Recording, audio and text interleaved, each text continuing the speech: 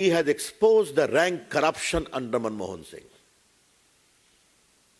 And I think you need to recall that along with late Arun Jaitley, I was also instrumental in raising a whole range of issues from 2G to Colgate to Augusta Westland, to CWG and Bangalore wala, क्या था उस नाम का? The famous scam, stamp paper नहीं, ये सब उन्होंने किया था ना, तो ये सब उनका जवाब तो उनका पास तो है नहीं, रियल इशू ये वो है.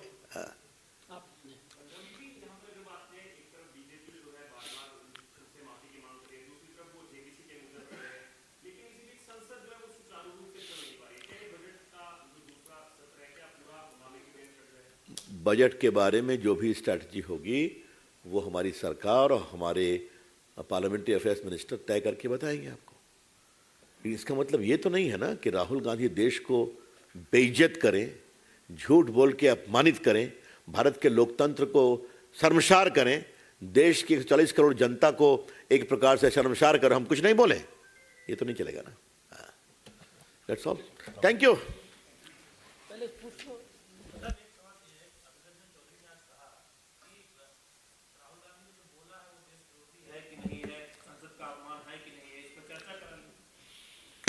अब अधीर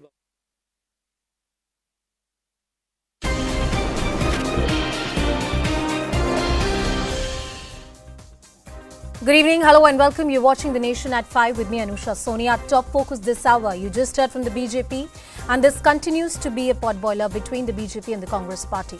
Day 4 in the Parliament in the second leg of the budget session was a washout.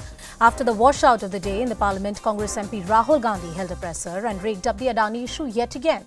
Rahul said he was not allowed to speak on the floor of the House and the entire issue is not about distracting. It is about going away from the key substantial issues on which the government should be questioned. Rahul hit out further, saying that the centre is scared and scripted this drama. The Congress MP also claimed, I'm quoting right now, just like I won't be allowed to speak tomorrow in the House, unquote. He said that once again reiterated that democracy is under threat and I should be allowed to place certain facts on the floor of the House. BJP leaders continue to demand that he issue an apology. And this is for the remarks that he made in UK at the Cambridge University. Both houses of the Parliament have been adjourned until tomorrow. The war of words that ensues between the Congress and the BJP. Congress party को राहुल गांधी ने डुबा दिया, बर्बाद कर दिया, तो हमारे लिए ये कोई रुचि का विषय नहीं है. लेकिन अगर वो देश को डुबाने का काम करेगा, देश को नुकसान कराने का काम करेगा, तो इस देश का नागरिक होने के नाते हम चुपचाप नहीं बैठ सकते हैं. 4 ministers have raised allegations against me in Parliament House. It is my right to be allowed to speak on the floor of the House. This story started the day I gave my speech in Parliament about Mr. Adani. And I asked some fundamental questions to the Prime Minister about his relationship with the businessman. And the whole idea is that these questions must not be on the table. And that is why this whole exercise of 4 or 5 ministers, the Prime Minister giving a speech to distract from this fundamental question, which is what is the relationship between the Prime Minister of India and Mr. Adani and his companies. I'm a member of Parliament and I'm hopeful that I will be allowed to speak in Parliament. So I would like to first place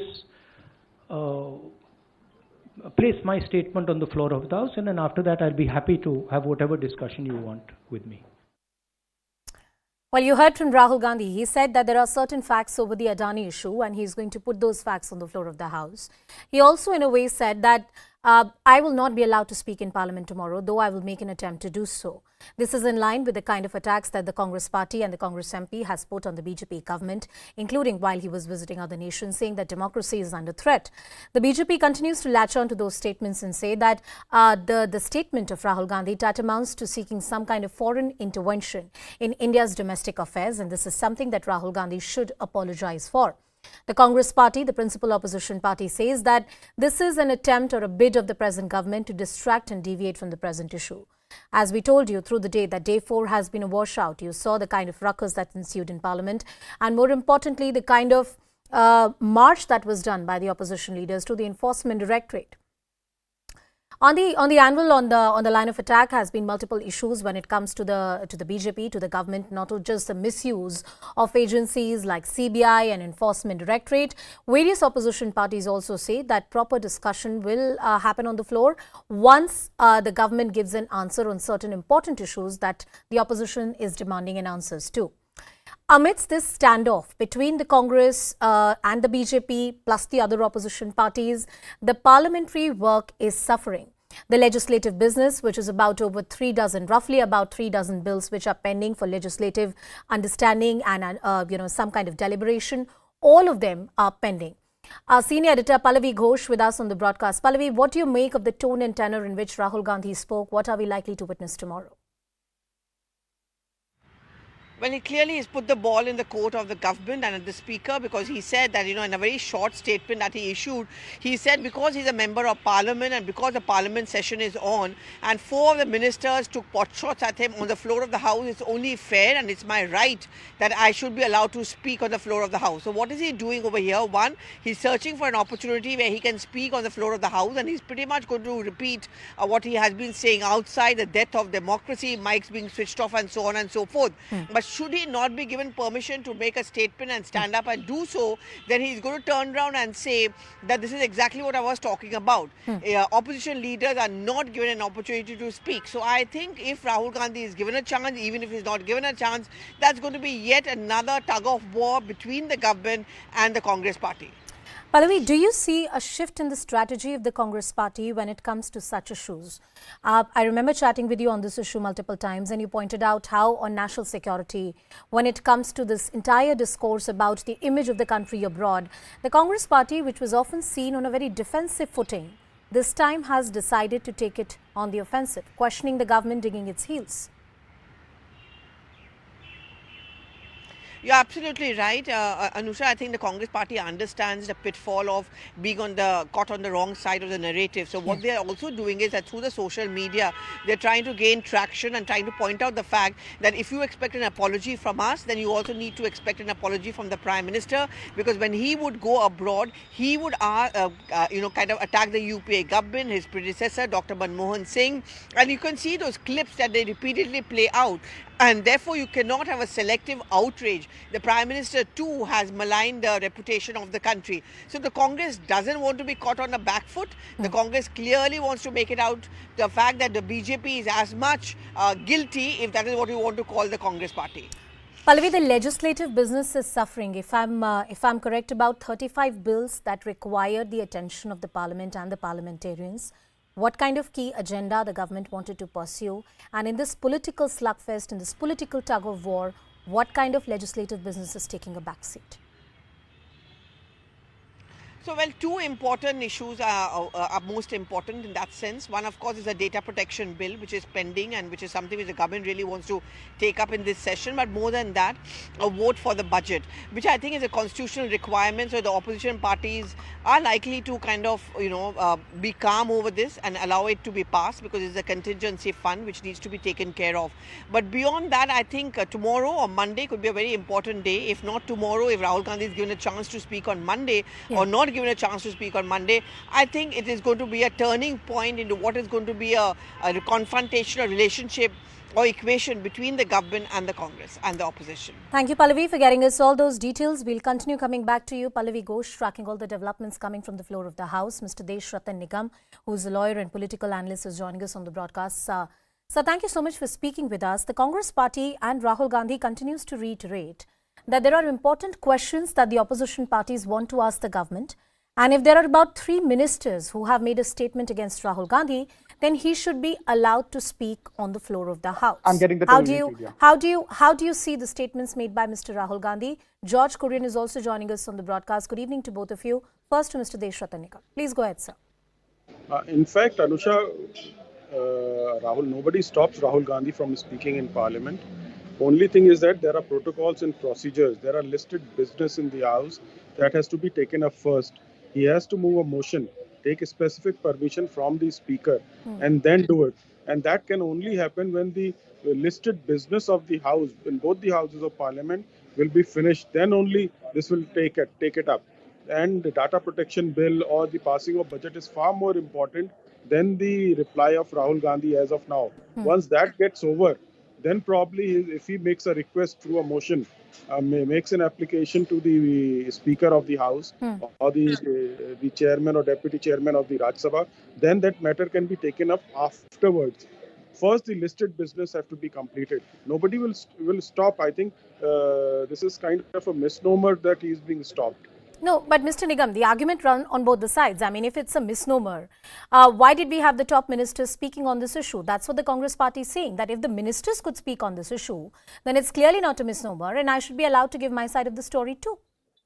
No, that will happen. That will happen. Nobody, I don't think for that he has to apply to the Speaker. The Speaker will make a call after the important bills which have already been pre-listed. Our entire time frame has been laid down and so many days are also getting wasted. Legislative work, as you rightly pointed out in your earlier part of the program, is suffering. The legislative work, the important data protection bill, which affects the entire country and the people, has to be passed. The budgetary provisions have to be passed. Well, the entire government runs on that. So once that work is done, then only this reply can be taken up. All right, Mr. George Kurian, coming to you. When it comes to the Congress party and the kind of defense that has been put by Mr. Rahul Gandhi and others, the argument of the BJP remains the same, that look, you can have a problem with the BJP, you can even have a problem with the Prime Minister, take pot shots at us, that's not an issue.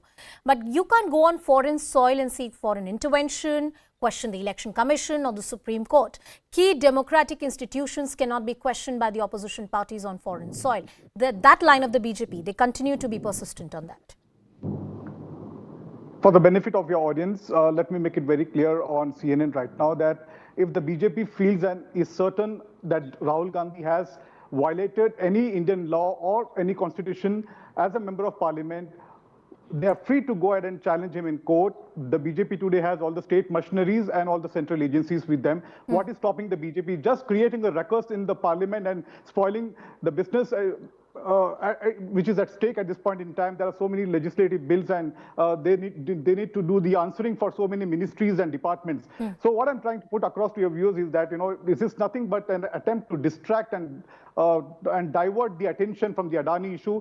The opposition is, they have the authority and they have the right to question the government at the center with regards to Adani, and things are very, very clear. This is either the BJP is the treasury benches and the leaders on the treasury benches either are not prepared for the session at this point in time. The 11th session of the 17th Lok Sabha is going to be remembered for work not done. So that is what the point is at this point in time. But George, the argument can be flipped around. One of the reasons why Parliament is not functioning is also because the opposition parties are busy taking a march to the Enforcement Directorate. The BJP says that, to get your demand fulfilled or for the country and the politicians to listen to you, people usually march to Parliament. This is the first time that the parliamentarians from the Parliament are marching towards Enforcement Directorate. So that kind of politicking or some kind of perception being portrayed, that's happening from the side of the opposition parties also. They're equally guilty, aren't they? Please understand, the ruling party is the BJP at the center at this point in time. So it is their duty and they have to ensure the smooth functioning of the parliament. As an opposition party and a united opposition, they have the right to question the parliament with regards to national security, be it economic failure, inflation and things like that. So that's going to be there. So that doesn't stop the ruling dispensation from ensuring a smooth functioning of the parliament. Having said that, the ruling dispensation today, Rahul Gandhi had made his presence in the floor of the House. They had the opportunity today to give him the opportunity to answer and keep his side, but that didn't happen for some reason. So either the BJP strategy, they are still not ready to counter Rahul Gandhi for his answers, which he was already prepared for today. And so this is nothing but a distraction at this point in time. 20% of the sittings have already been wasted. It's exchequers. George, money before I go back to Mr. Deshratan Nigam, one more point I want you to speak about. One is that one after the other, the BJP argues there have been attempts to manufacture some kind of controversy and the so-called scandals, whether it was Rafale, whether it was Pegasus and now the entire Adani issue, there is no substantial ground to say that public money has been wasted.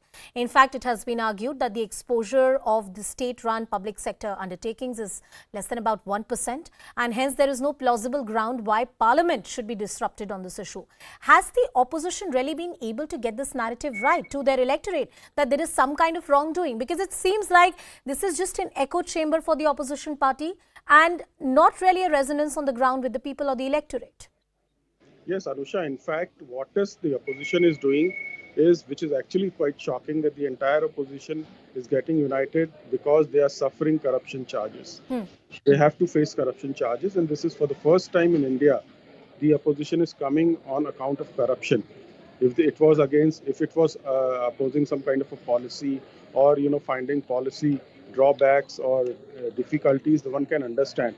But this kind of a it is the opposition which is trying to distract the government and trying not to allow the government to work, so that the focus is shifted from the corruption charges which these opposition parties are facing. And therefore, I am very, very clear that opposition has no positive agenda as of now.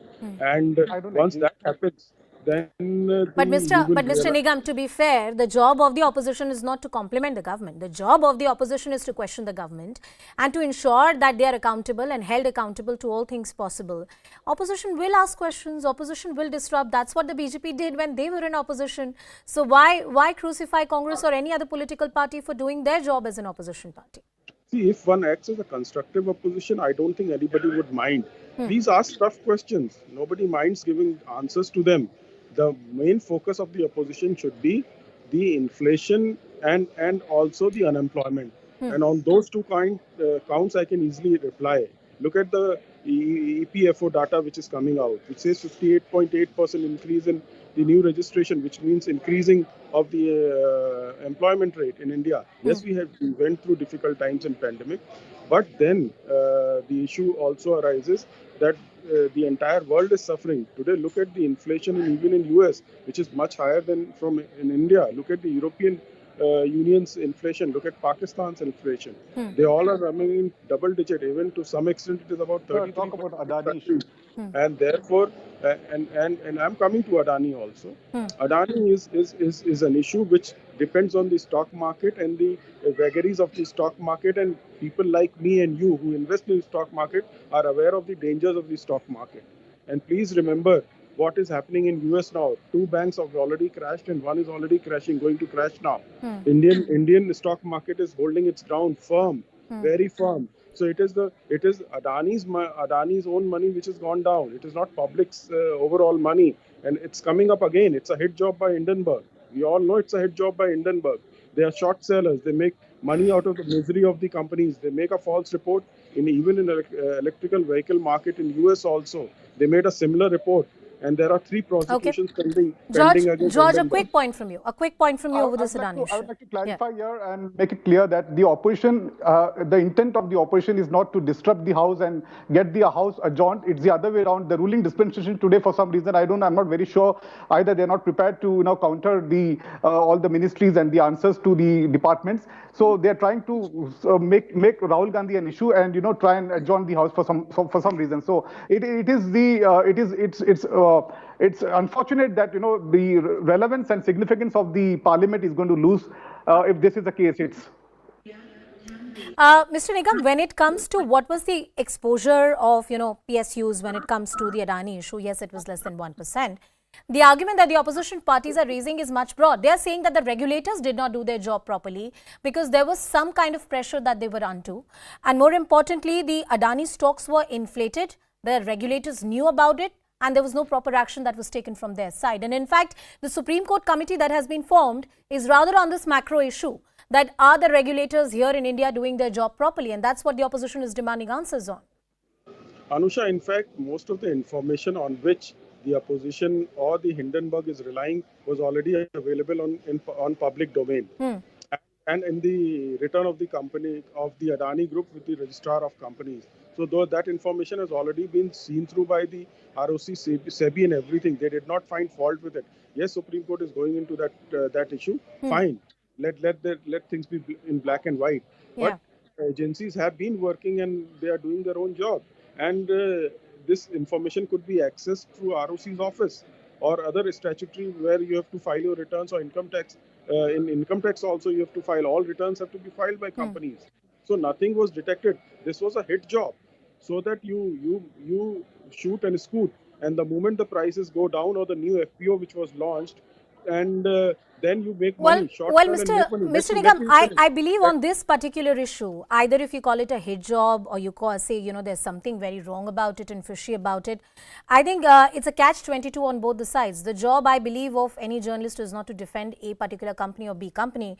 But if the regulators think that there is a proper inquiry that needs to be done, that should be constituted and the matter should be taken up at the topmost level. Politically, how that's translating, how the business of the House is suffering, I think that's a lesson for both the government and the opposition, and I believe this is also narrative setting, Mr. Korean, ahead of 2024, including the opposition parties. Congress and the opposition parties are also building a political momentum when it comes to political narrative ahead of 2024. They're also laying their political groundwork. Well, it's not completely true. It's not just about building a political narrative. All right, we've lost that line of Mr. George Korean. Now, Mr. Deshratan Nigam and George, thank you, gentlemen, for joining us on the broadcast. The story continues. We have heard the Congress and the BJP, and it looks like that even the remaining part of the session will be a victim of this entire politics. Let's talk about another big story of the day. The daughter of Telangana Chief Minister K Chandrasekhar Rao, K Kavitha, today skipped the ED summons in the alleged Delhi excise policy scam. Kavitha, in a letter to the Enforcement Directorate, said that she has furnished all the relevant information and if the agency wants to speak with her, then she can be confronted at her residence as per the law. Kavitha even claimed that her fundamental rights were blatantly infringed upon and said that there has been no confrontation that had taken place with any accused. ED has again summoned her on the 20th of March. K Kavitha was likely to be confronted with her ex-aide Bucci Babu in the alleged liquor scam case. Kavitha has received fresh summons, as I said earlier, for the 20th. My colleague Sharon joining us on the broadcast. Sharon, tell us more about the reasons why she has skipped summons. What kind of posturing from her side? Well, there are multiple reasons that have been cited by K Kavitha in her letter to the ED director. First and foremost, she has in fact mentioned that how being a woman representative, being a legislator, she should in fact be given a different protocol as far as questioning is concerned. They should either be questioning at her residence or through video conferencing. In case they want to confront her with someone, the person should be brought to her residence while the questioning happens. Apart from that, she also mentioned that there were in fact a number of discrepancies that was mentioned while she was questioned on 11th of March. She has been mentioning how as a woman she was kept even after 8 o'clock after the sunset, which is not by law. She should not be kept after the sunset. Apart from that, in the summons note, it was not mentioned that her phone would be taken, but her phone was also taken by the ED officials. Now, she also mentions that she was told that she needs to be physically present on 11th of March so that she could be confronted with one of her alleged aide, Arun Ramachandran Pillai, but there was no such confrontation that happened. When she asked about the confrontation, she was told that there is a change of plan by the ED officials. She also mentioned that her case is in fact with the Supreme Court, and 24th of March is when her case will be heard. And keeping that in mind, the matter is sub judice, and she can in fact take the leverage of not coming to the ED office. Now, one of the prime point that she has in fact mentioned is that on the 16th of March, that is today, the summons that was sent by ED, that doesn't really mention that she needs to be there physically present, or the representative or some representative can be sent. So that is one loophole that she has of course taken in note, and keeping that in mind, she has decided not to appear in front of ED. But of course, ED has sent a fresh summons to her. 20th of March is when she has been once again asked to appear in front of the ED. We have to see what is going to be her next step of strategy as far as the summoning is concerned. Thank you, Sharon, for getting us all the details. Yes, she has some rights before the Enforcement Directorate and some liberties that the Criminal Procedure Code grants to a woman whenever a woman is summoned. Let's see how that plays out and what is the next step of the Enforcement Directorate. That story and much more here on CNN News 18 on the other side of a very quick break. Stay tuned.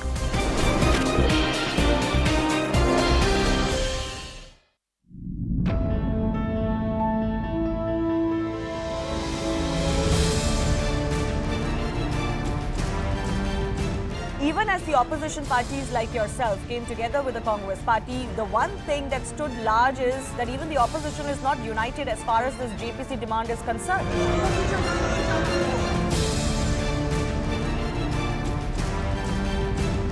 Where has it ever happened that in a directorial debut, you win the biggest ever award? Well, I think we're just absolutely thrilled to receive this great honor. My heart is racing, to be very honest. What steps is the government going to take to encourage Indian startups to move their deposits into the Indian banking system? Prime Minister's office were carefully monitoring this issue from the very start. Imran Khan is doing a lot of histrionics around these two cases. The attempt to try and whip up sentiment, is that to keep himself politically relevant? Is that because he knows that this current government is unpopular?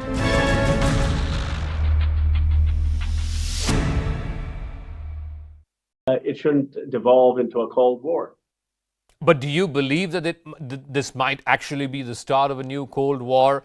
I think the person who came up with that was Gideon Rockman, the FT columnist on foreign policy. But a lot of people have been agreeing with this view that if the original Cold War was between the United States and the Soviet Union, now the new Cold War could be the US, its European allies, and Russia and China on the other hand. Is this a new Cold War according to you? No, I think that is avoidable if we rebalance our production, if we bring manufacturing back here, if China recognizes it's in its own interest to diversify its economy, to focus on services and domestic production, and if China recognizes that they should not depart from the status quo when it comes to Taiwan. You were in Taiwan a few weeks ago. What are your impressions of what is happening in that country? What's going on between Taiwan and China? Because some are saying that if it actually came down to it, China would annex Taiwan even by force. Well, I was very impressed. I met with the president, President Tsai, and they're focused on increasing their defense, which makes a lot of sense. They've increased the conscription from 4 months to a year for every Taiwanese 18-year-old, and they want the United States to expedite our defense to them. Do you believe an armed conflict is possible between China and Taiwan, given that, they've now incorporated this in the Chinese constitution about the reunification of Taiwan with the mainland, even if by force? I think it's avoidable. It's avoidable if we build up Taiwan's defense, but more importantly, if we continue the lines of communication with China, which all parties in Taiwan wanted to do. They said they have lived with communist China for over 30 years. They know the ups and downs. They know how to manage it. And American politicians shouldn't get ahead of our skis. We shouldn't be pushing for things that Taiwanese politicians don't. As I understood Taiwan leaders, they want to build their defense, but they also want engagement still with China. They don't want a departure from the status quo. And if we affirm that, I think a war can be avoided. What do you make of the fact about the recent local elections in Taiwan in which the KMT, which is the party that's known to be closer to Beijing or soft on Beijing, they won many of these recent local elections, and there is every possibility that this party could win the general elections in Taiwan, which are due next year. Could that reduce the possibility of some kind of armed conflict between China and Taiwan? Well, I met with the chair of the KMT, and I do think KMT and the DPP both believe actually in increasing Taiwan's defense. They both believe in engagement. You may actually see a convergence as we head to the presidential election. But the parties recognize, well, 40% of Taiwan's exports are to mainland China. A lot of their business is tied, like Foxconn, to mainland China. I don't believe the Taiwanese want war. They want to have a peace, and they believe over the next 30, 40 years, maybe everyone can become democratic. So I think we can avoid war in that region. I want to talk to you a little bit about what you see or how you envisage the role of India, particularly after the pandemic. Companies around the world, including the big ones, Apple and others, manufacturing companies, are looking at a policy of China plus one. Do you believe that India can be that plus one?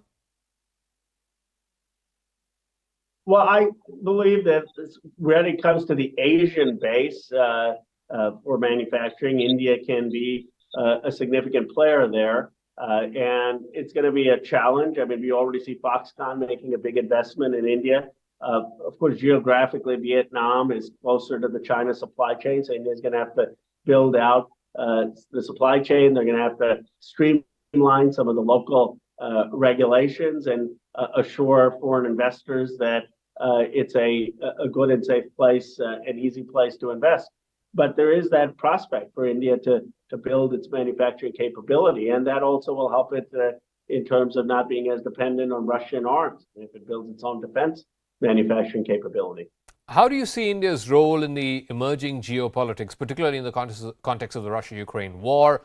We have the G20 summit that India is hosting this year. Do you believe that because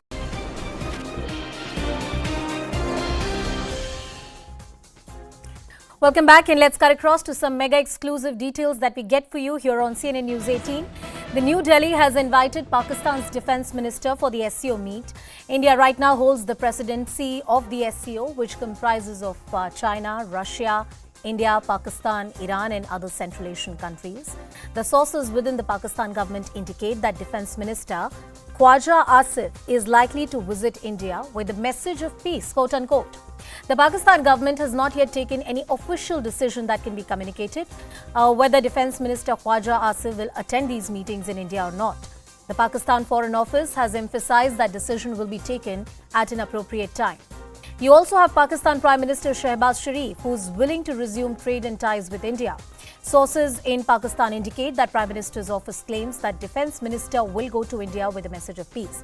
Let me try and cut across to my colleague Anand Narasimhan and get more details on this very important story.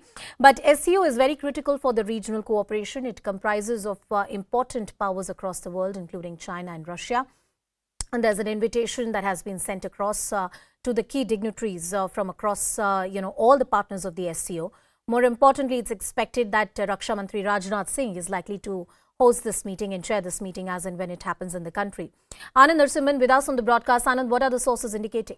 Well, the fact is that we had put out here that the invitation will go to the Defence Minister Khwaja Asif. But the bigger aspect is that there could be a positive response from Pakistan. We do not know what the situation in Pakistan currently is, the way things are going on in Pakistan, how things will unfold between now and when the SCO meeting is going to happen in April. So, although there is not so much of time left, but anything could happen in the next 15-20 days. But there is an invitation that's been sent out. India will send out, and it will say that we do invite the Defence Minister Khwaja Asif of Pakistan Defence Minister to come. The list of delegates is not finalized. Whether or not he's going to attend multiple meetings is not there, but he will come. There is one we are given to understand is Islamabad is seeing the SCO as an opportunity to somewhere resume ties with India and consider this as a fresh start. Now, as Defence Minister and Foreign Minister's upcoming visit, because Bilawal Bhutto is also expected sometime in May. Yeah. But the larger question is going to be, what is the situation in Pakistan? Whether or not Khwaja Asif will be in a position to come from there, also we have to wait and watch. But right now, what we are seeing is that there is an intent. India is saying that we will extend the invitation, come. Whether Pakistan comes or not, as of now, the indication from there is positive. But we'll have to see what happens between now and the SCO meeting, because there could be many a slip between the cup and the lip. All right, Anand, stay with us on the broadcast. There are some more updates coming in. Let's cut across to some more news coming in. This is an update on Imran Khan. The Sessions Court order to uphold Imran Khan's non-bailable warrant. This is pertaining to the Tosha Khana case. You remember there are summons that were issued against him. Imran Khan's request for suspension of non-bailable warrant by the trial court, that stands rejected. So, legally speaking, judicially speaking, this is a setback for him. A judgment has been reserved. A reserved judgment was pronounced on the application for suspension of the warrant in the Tosha Khana criminal proceedings. Arrest Imran Khan and produce in the court by 18th of March. The court orders that the police carry out all the proper instructions that have been given out by the judicial authorities. It's been said that they have given a detailed decision, that courts have given a detailed decision. What is the warrant? How is it? And the key reasons why Imran Khan should be arrested. So that non-bailable warrant by the Sessions Court has been upheld, and the plea of Imran Khan that it should be quashed has been done away with. Anand continues to be with us on the broadcast. Anand, Imran Khan will have to appear on the 18th of March. Well, not appear. He has to be arrested by the 18th of March. Please understand what happened is in this matter, it was Khwaja Harris was the one who was arguing on behalf of Imran Khan. There was a very interesting exchange between the judge Zafar Iqbal and Khwaja Harris. The judge actually asked Khwaja Harris, where is Imran Khan? What is he doing? Why is it that he can't present himself in court? He also went on to tell Khwaja Harris that, listen, I will tell the IG and the police, I will instruct them not to arrest Imran Khan if Imran Khan promises to surrender.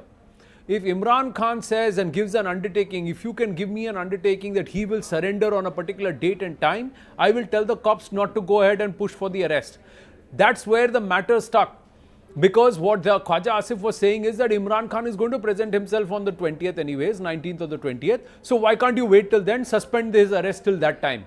He needs time till that time to come. But the judge said, I have called him. I need him in court. He needs to be arrested. The grounds have been explained very clearly. And Judge Zafar Iqbal then said, reserve the judgment. Now he's come out and put out the order. He has told the cops, I am giving you 36 hours.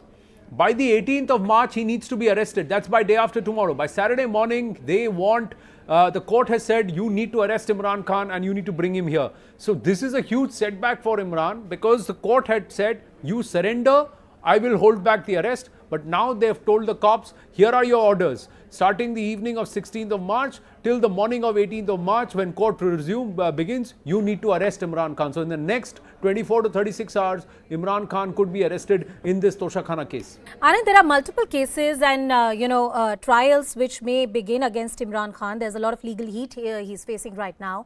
Just to reiterate for our viewers, so he can be arrested any moment from now.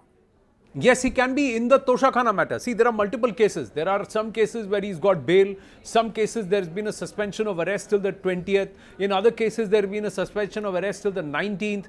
But in this case, in the Toshakhana matter, there hasn't been a suspension of arrest. In the Toshakhana matter, the judge has said, go and arrest him. So there are multiple cases his legal team is fighting. In this case, they have not been able to get him any relief from the courts. The court said, you tell me, will you surrender? Khwaja Harris could not, on behalf of Imran Khan, could not commit that Imran will surrender. He just said Imran will present himself. He give us time till 19th, give us time till 20th, because in other matters we've got relief. You give us relief in this matter. The judge said no. You tell me, is he going to surrender or not? If he's not, then I'm going to tell the cops to arrest him. And that's exactly what the judge has done. And that means in the next 24 to 36 hours, max, he should be arrested. There could be action and drama unfolding tonight in Lahore at Zama Park. Thank you, Anand, for getting us all the details on that very important story. Let's now move on to another important update. In our latest Global Index terror report, Pakistan stands at the 6th position. This is yet another important story that we get for our viewers. This is about how terror havens. Pakistan continues to be a safe haven for terror. In this latest Global Index terror report, Pakistan stands at the 6th position and recorded the second largest increase in the terror-related deaths worldwide in 2022. Pakistan has overtaken Afghanistan as the country with the most terror attacks and deaths in South Asia. The number of deaths in Pakistan represented the largest year-on-year YOY increase in the last decade. At least 55% of all terror-related victims in Pakistan were military personnel. The report also noted that the Baluchistan Liberation Army had overtaken Tehreek-e-Taliban in Pakistan, also called Pakistani Taliban. It is the deadliest terror group in the country as of now. Let's tell you a little bit more about the Global Terrorism Index and what it tells you. Pakistan has overtaken Afghanistan. Pakistan ranks 6th worldwide. And if you compare it with the statistics of the last year, this is a 120% jump in terror-related death. The death toll has risen to 643 from 292 last year. 55% of the victims are from military. BLA, the Baloch Liberation Army, is responsible for about 36% of these deaths. BLA has taken over TTP as the deadliest group, according to this report. The increase in terror attacks by TTP and ISKP, these are the groups which are responsible for the maximum damage to lives that has been done. Pakistan as the terror fountainhead, how the country continues to be a safe haven for terror elements. There are global terror outfits like Al-Qaeda in Indian subcontinent, and you also have the likes of Islamic State of Khorasan province, which are active in the state. Afghanistan-oriented groups, Afghan Taliban Haqqani Network, You also have India and Kashmir-oriented groups like the Lashkar-e-Taiba, Jaish-e-Mohammed and Harkat-ul-Jihad Islami, Harkat-ul-Mujahideen. All of these groups are active in Pakistan. Hizbul Mujahideen is yet another group that has been responsible for anti-India activities in various other countries. Let's talk about the domestic groups. The ones like Tehreek-e-Taliban in Pakistan. You also have the Baloch Liberation Army that I said right now is responsible for the maximum number of deaths. You also have another kind of groups like the Jaish al-Adl. These are anti-Shia militants which are also responsible, and these are Sipah-e-Sahaba in Pakistan, Lashkar-e-Jhang bhi. All these groups are domestically active, and more importantly, they are responsible for the internal turmoil that you witness in Pakistan. We are getting you all these details from different sources, and this is a source which is coming in from the U.S. Congressional Research Service of 2022. All these reports point out how Pakistan not only has seen a rise in the number of deaths that happened in the country, but the number of people who are actively involved, the groups per se, have also increased their presence in the country. Well, joining us on the broadcast are our expert. We have Colonel Shailendra Singh, who's a defense expert. Dr. Monica Verma, a strategic affairs expert, is also joining us on the broadcast. Colonel Shailendra Singh, coming to you. When you see groups like the Baloch Liberation Army taking over the likes of TTP, what does it indicate for a country like Pakistan? Firstly, Pakistan has got no business, no right, no moral values to only Baloch Liberation Army. Why are they cribbing about that? What have you done for Baloch?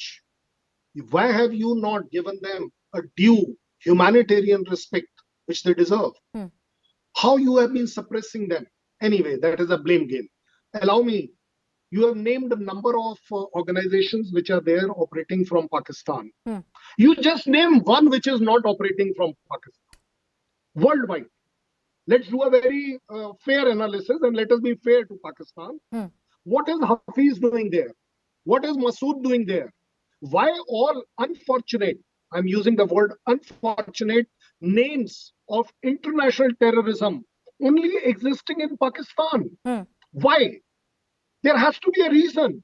Because you are a state sponsoring agency of terrorism. You better realize it. You are today facing जो तुमने बोया है वही काट रहे हो, वही कटेगा और आगे भी कटेगा. Only thing compounded is one, that today you are also in a problem of economy where these people who have free money, they are able to overtake you.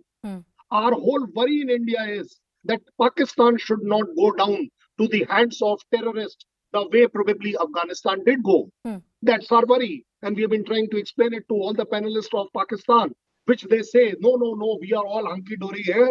Nothing wrong is happening. Everything is fine. Yes, it's a routine everything fine in Pakistan when a ex-president Musharraf says, हमारे हफीज से ताल्लुकात हैं, नजदीकी ताल्लुकात हैं, प्यार मोहब्बत है. Which Prime Minister of Pakistan has not said similar words praising the Pakistani terrorism? Now today they want to have a different color. कि नहीं, ये वाला कलर का जो टेररिस्ट है वो मेरे ऊपर है और दूसरे कलर वाला बाकी पर है. That is not the way. Terrorism is a bad thing for me also, for you also. Pakistan has been exporting that no, there is good terrorism being exported by us, but today now suddenly they are realizing that bad terrorism or good terrorism in their own country. That is the problem. The moral right of yours is not there because you did never have moral values. That is why today you're absolutely right, and I think across the world, globally as well, there has been a recognition that Pakistani state has used terror for lateral warfare, and it has used these terror groups for their own advantage, and now they are suffering with it. When you see the number of deaths that have increased in the last 1 year, it has gone significantly up, and the number of casualties being reported of the military personnel is significantly high. That only shows that if you use something like terrorism against your neighbors, against different countries, as a geopolitical strategy, quote unquote, of some sort, as the expert was pointing out, it's going to burn your hands as well. Dr. Monica Verma, is there also an increasing recognition globally India was one of the first countries to point out that, look, Pakistan is playing with fire. This kind of export of terror will not work, and this is against the geopolitical order. Increasingly, there has been an acceptance and global, sanctions against Pakistan so that they should crack down on these troops. Yes, definitely, Anusha. A very good achievement for India in the last few years has been that India at every forum has been trying to make the same point that terrorism is something which can't go on, and we have got a very problematic state as our neighbor, and we have got Pakistan in our neighborhood, which has, which is always creating problems for India. And this type of understanding, we have been successful in driving the point home to, at almost every other forum, whether it is the United Nations or elsewhere, our foreign minister, our foreign secretary, prime minister, everyone, that kind of elite speaking is taking place, where terrorism as a problem has not only remained an Indian concern, but it definitely has also become a global concern. But here, certain states are there, such as China, which is still, playing its cards, and it's a very hypocritical country to say that they are not supporting, and not recognizing the problem that terrorism is. And that is very, amusing to me, because if you look at what this report is saying, BL is responsible for a lot of violence in Pakistan these days. And China's project, the CPEC, it passes through the Baluch area, and the Gwadar port is also there. And that's the reason why, if you look at the statistics, since 2008, when the CPEC work started, and since 2008, when the Gwadar port project also started, and Pakistan started giving China that type of a support, the Baluch people did not take it nicely, because anyways, in the 70s, there were separatist movements going on in Balochistan. And since 2008, this concern of them has turned into a grudge, and this grudge has now become a huge, it's taken the shape of a monster known as the Baluch Liberation Army. So the way, Pakistan has unevenly, very unfairly treated its own people, that sort of a grudge has now taken the shape of terrorism. So I don't think whether it is the question of TTP or it is the question of BLA, the current Pakistani state is absolutely pointless. They don't know what to do. And in the last few years, Pakistan's own actor capability has come down. And it has, happened at a time when India's own actions and India's own role at the global level is increasing. Thanks to our, status as the fastest growing major economy, thanks to our status as a very responsible stakeholder of the current global and order. Perhaps this is one of the reasons why Pakistan is suffering from a great civil unrest right now. The grave and dire economic situation that it's going through right now. Colonel Shailendra Singh, coming back to you. Using terror as some kind of tactic, as a tool against your neighbor, has been the strategy of Pakistan for a very long time. The grave economic crisis that it suffers right now, somewhere, this kind of stand by Pakistan and the kind of spending that it has done on terror is responsible for country's downfall in the way and form we are witnessing right now. Whatever is happening in Pakistan is its own doing. Thank God. Actually, Pakistan must thank its star. We are yet to do anything. If we would have supported Baluch long back, things would have been different. If we would have also been as aggressive in supporting the POK, things would have been much worse. You just now gave the calculation about the number of casualties of the Pakistan by the Baluch army. Has the Pakistan got the guts to declare what is the kind of number of killings you have done on Baluch? Can you give it? What you are facing today, you have been doing it much longer. I'll give you a very open example. The Hindu population in Pakistan was how much? At the time of partition, something around 27%. It is their own statistics today says 2%, less than 2%. What has happened? This is not terrorism. This is a much bigger organized terrorism. Pakistan has had the unfortunate, I'm again using word unfortunate, only strategy and vision in life that no, we will not let India be India. In that quest, they went into terrorism because they couldn't afford a war with us, and wherever they tried, they know what happened to them. I must tell you this very clearly, Pakistan, there are a lot of intelligentsia who believes in this, that yes, there is something wrong with us, but they are not able to overcome that.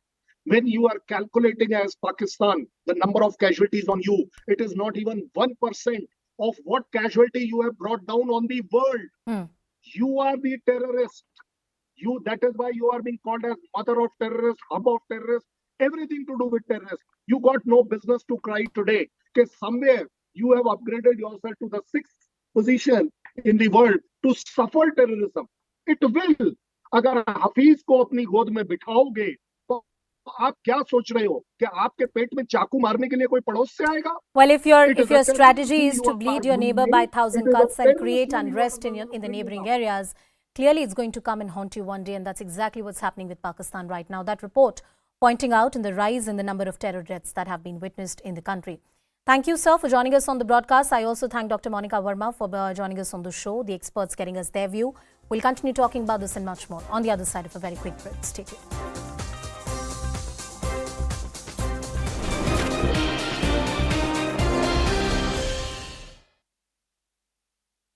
The 21st century in defining the democratic world. So just this past week, we've had the Chinese Communist Party in its annual parliamentary session giving its stamp of approval for a historic third term, an unprecedented third term for Xi Jinping. What is your assessment of where U.S. China ties stand as of right now? They're tense. I mean, we need to rebalance production to bring jobs back to America that left to China. We need to make sure that we provide Taiwan with sufficient defense to deter any military invasion while affirming the one China policy. We need to make sure that it's clear to China that they can't have surveillance over the United States. So it's tense, but it shouldn't devolve into a Cold War. But do you believe that this might actually be the start of a new Cold War?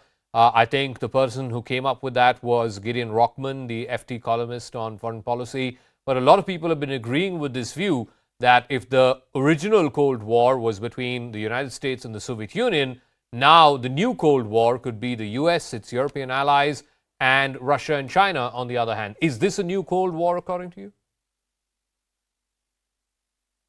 No, I think that is avoidable if we rebalance our production, if we bring manufacturing back here, if China recognizes it's in its own interest to diversify its economy, to focus on services and domestic production, and if China recognizes that they should not depart from the status quo when it comes to Taiwan. You were in Taiwan a few weeks ago. What are your impressions of what is happening in that country? What's going on between Taiwan and China? Because some are saying that if it actually came down to it, China would annex Taiwan even by force. Well, I was very impressed. I met with the president, President Tsai, and they're focused on increasing their defense, which makes a lot of sense. They've increased the conscription from 4 months to a year for every Taiwanese 18-year-old, and they want the United States to expedite our defense to them. Do you believe an armed conflict is possible between China and Taiwan, given that, they've now incorporated this in the Chinese constitution about the reunification of Taiwan with the mainland, even if by force? I think it's avoidable. It's avoidable if we build up Taiwan's defense, but more importantly, if we continue the lines of communication with China, which all parties in Taiwan wanted to do. They said they have lived with communist China for over 30 years. They know the ups and downs. They know how to manage it. And American politicians shouldn't get ahead of our skis. We shouldn't be pushing for things that Taiwanese politicians don't. As I understood Taiwan leaders, they want to build their defense, but they also want engagement still with China. They don't want a departure from the status quo. And if we affirm that, I think a war can be avoided. What do you make of the fact about the recent local elections in Taiwan in which the KMT, which is the party that's known to be closer to Beijing or soft on Beijing, they won many of these recent local elections, and there is every possibility that this party could win the general elections in Taiwan, which are due next year. Could that reduce the possibility of some kind of armed conflict between China and Taiwan? Well, I met with the chair of the KMT, and I do think KMT and the DPP both believe actually in increasing Taiwan's defense. They both believe in engagement. You may actually see a convergence as we head to the presidential election. But the parties recognize, well, 40% of Taiwan's exports are to mainland China. A lot of their business is tied like Foxconn to mainland China. I don't believe the Taiwanese want war. They want to have a peace, and they believe over the next 30, 40 years, maybe everyone can become democratic. So I think we can avoid war in that region. I want to talk to you a little bit about what you see or how you envisage the role of India, particularly after the pandemic. Companies around the world, including the big ones, Apple and others, manufacturing companies, are looking at a policy of China plus one. Do you believe that India can be that plus one? Well, I believe that when it comes to the Asian base for manufacturing, India can be a significant player there. And it's going to be a challenge. I mean, we already see Foxconn making a big investment in India. Of course, geographically, Vietnam is closer to the China supply chain, so India is going to have to build out the supply chain. They're going to have to streamline some of the local regulations and assure foreign investors that it's a good and safe place, an easy place to invest.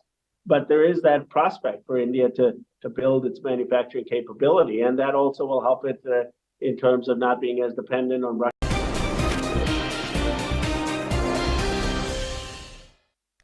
Welcome back. In United States, President Joe Biden's close aide, Eric Garcetti, has been confirmed by the U.S. Senate as their next ambassador to India. While it's a key diplomatic position that has been vacant for about 2 years now, the former Los Angeles mayor nomination had been pending before the U.S. Congress since July 2021. Garcetti was not confirmed by Senate in President Biden's first 2 years in office, amid concerns by some lawmakers that the then mayor had inadequately handled allegations against a former senior advisor which pertained to sexual harassment at workplace. The fact is, I'm the only one who asked the question at the hearing about this. I went back and talked with the committee staff who did a broad investigation of him. I read the independent counsel report that exonerated him. I think we need an ambassador to India, and we needed it 2 years ago. While Garcetti's appointment was halted in the U.S. for various reasons, the Senate was not ready to clear it, keeping in mind that there were various allegations against him, but the U.S. president stood behind him. Abhishek Jha with us on the broadcast. Abhishek, this appointment was pending for a very long time. It has come through. Tell us a bit more about the next ambassador, and I believe there have been some controversial statements that he's made in the past as well. So there are two controversies surrounding Eric Garcetti, for which he has been, delayed in coming to India and taking over his position as the U.S. ambassador. And it's been almost 2 years since the position is vacant in India. The first major allegation against him has been that he enabled an environment in his office where his closest aide, Rick Jacob, did rampant sexual harassment to his colleagues, and he ignored that. He not only ignored that, he apparently the Senate Commission has said that it is not convincing enough that Eric Garcetti did not know that these things are happening in his office, but despite knowing that he ignored it, he laughed about it, and so these are the allegations against him, which the parties had raised, and due to which his appointment was delayed. But now he has got full support, bipartisan support, where some of the Republicans have also voted in his favor of appointment, and this could be sort of a big, diplomatic and political win also for Biden administration in USA. The second major controversy has been that Eric Garcetti was reportedly close to some Chinese group or Chinese influencer group. He had regular meetings with them to further Chinese influence or Chinese interest in USA. So these are the media reports. So we'll have to see in that context. But now, to some saving grace between the two sides, India and USA, where they are talking about strengthening the bilateral ties, the position is now going to be filled after 2 years of gap. Thank you, Abhishek, for getting us all the details on that very important story. And we get you the exclusive pictures of the chopper wreckage from the accident site in Dirang district of Arunachal Pradesh, an Army Aviation Cheetah helicopter on an operational sortie near Bomdila. Arunachal Pradesh was reported to have lost contact with the ATC around 9:15 a.m. on the 16th of March 2023. It is reported to have crashed near one of the areas in the west of Bomdila. Search parties, have been launched. They were looking at different places, and those are the exclusive images that we are getting for you. It's a crash of the army chopper that had happened. Akash with us on the broadcast. Akash, what more details do you have? So, Anusha, this is an incident that happened in the morning today, and search operation is still on. And these images are from Dirang area of Arunachal Pradesh, where debris has been found. And in fact, after the crash, in fact, we were learning that at around 9:15, the Cheetah helicopter lost all the communication with the ATC, and soon after that, Indian Army confirmed that the helicopter got crashed. And as of now, search operation is on, but these visuals are very important because talking about Dirang, so Dirang is the last village before Sela and Tawang, and is nearby